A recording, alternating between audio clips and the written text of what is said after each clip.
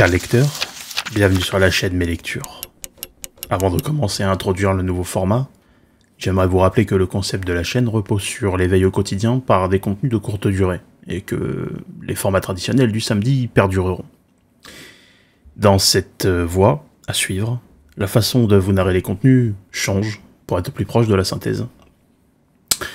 L'objectif, avoir au moins une fois par mois une série de petites vidéos d'une durée de 2 à 6 minutes, jour après jour, pendant une semaine, à horaire variable, de préférence le soir, vous récapitulant un chapitre. Sachez aussi que la chaîne va accueillir de temps en temps des quiz qui seront disponibles sur mon blog. Peu importe l'heure à laquelle vous m'écouterez, j'espère que mes lectures vous pousseront à lire et à consommer des œuvres pour que, à votre tour, vous puissiez avoir de réels arguments dans vos conversations. Je vous souhaite une bonne écoute. Chapitre 5e, jour 5. Les origines des plantations de canne à sucre. Pour comprendre la plantation, c'est-à-dire la période de la traite négrière liée à la traite atlantique, il faut expliquer les tenants et aboutissants qui ont permis d'arriver à l'esclavagisme, et aussi du servage de l'autre côté de l'Atlantique. Contrairement à ce que racontent les essais de vulgarisation sur les plantations, c'est-à-dire majoritairement celles liées au sucre, ce n'est pas le XVIIIe siècle, avec la traite atlantique, qui en étaient les premiers producteurs. Non, c'est bien à partir du XIIe siècle, un siècle après l'exaltation de l'Église sur les féodalités pour les croisades, que les hommes importèrent du sucre de canne depuis le Levant. Cette économie fut développée à partir des connaissances d'exploitation du monde musulman, après 1123 par les Européens dans la ville de Tyr, qui, je crois, se situe au Liban. Pour être plus précis, ce sont surtout des industries manufacturières du sud global européen qui prirent le tournant. Elles feront malheureusement faillite entre le XIIIe et le XIVe siècle. Pour alimenter le marché manufacturier des plantations, c'est-à-dire entre le Roussillon et Venise, mais surtout très présent en Italie, les familles à l'origine de ce trafic possédaient une constellation de peuples et d'ethnies. Ces ethnies, ces peuples, mais aussi ces prisonniers de guerre n'étaient pas que des Noirs comme le laisse entendre la littérature au sujet des plantations. On y retrouve des Slaves, des Ukrainiens, des Russes, des Tatars ou encore des Mongols. Étonnant, c'est une grosse majorité de Blancs que nous avons là, n'est-ce pas? Ce qui déplaça le centre de gravité, comme le dit l'auteur, du commerce d'esclaves pour les plantations, fut la chute de Constantinople en 1453 par les Turcs, qui fermaient l'accès au pourtour de la mer Noire pour l'ancrer plus tard dans l'ouest de l'Afrique, de l'autre côté du continent africain en s'implantant à Madère, puis dans les Canaries.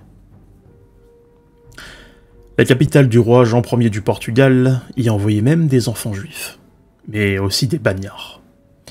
Sao Tomé devint alors un centre économique pour le sucre, et le Portugal était importateur alors de 2250 tonnes de sucre à destination de l'Europe.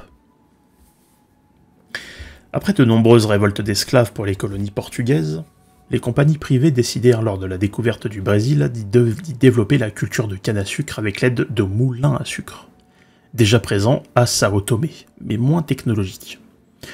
Aussi, le Brésil offrait plus d'espace et un accès plus rapide, aller-retour avec l'Europe, que pour se rendre aux Caraïbes ou encore en Amérique septentrionale. Le saut géographique, joli terme de l'auteur je trouve, a aussi permis un saut technologique concernant les moulins à sucre pour le Brésil. Leur implantation fut ainsi poussée par un avantage fiscal, liaison entre privé et public. Et c'est ainsi, nous dit Luis Felipe de Alen Castro, je cite, « qu'étant donné les courants commerciaux qui prévalaient, le sucre et le coton cultivés en Angola devaient d'abord aller au Brésil, avant d'être ensuite seulement envoyés vers le Portugal. » Évidemment, je vous laisserai consulter la suite à la page 59 du livre pour les détails. Le rêve de deux puissances européennes, France et Angleterre, allait mettre à mal les avancées portugaises. Les conjonctures économiques internationales, les dissensions internes liées, conduisirent à la révolution sucrière antillaise de la seconde moitié du XVIIe siècle. Les manufactures se transforment petit à petit en industrie, car oui, le sucre est plus facilement transportable cristallisé qu'à l'état de canne. L'accélération des échanges, l'augmentation de la demande conduisirent à l'intensification du marché d'esclaves. Ainsi, les Flamands jouèrent un rôle important. Les Juifs et les Hollandais participèrent au démarrage de la production dans les Antilles. Le fil rouge depuis le monde musulman resta le même, avec des adaptations propres aux Européens. Et Philippe Curtain explique 6 facteurs pour le bon maintien du système à destination de la traite atlantique, qui sont plus ou moins secondaires, mais que je vous laisserai découvrir page 60-61 du livre si vous êtes curieux. Pour faire court, le monde de la plantation n'a rien de nouveau, alors qu'il s'exporte déjà du monde musulman.